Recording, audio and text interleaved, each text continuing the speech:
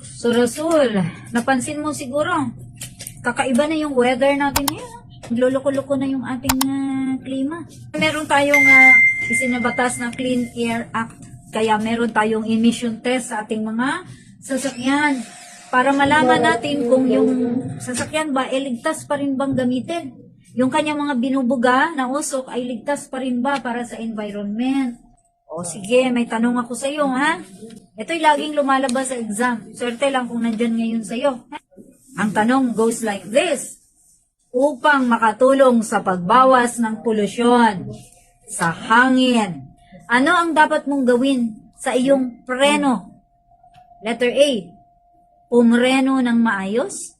Letter B, pumreno ng madalas. Or letter C, pumreno ng biglaan. Madali lang yung choices. Pag nagkamali ka pa, paluin kita. Ano sa palagay mo yung tamang sagot? Letter A, pumreno ng maayos.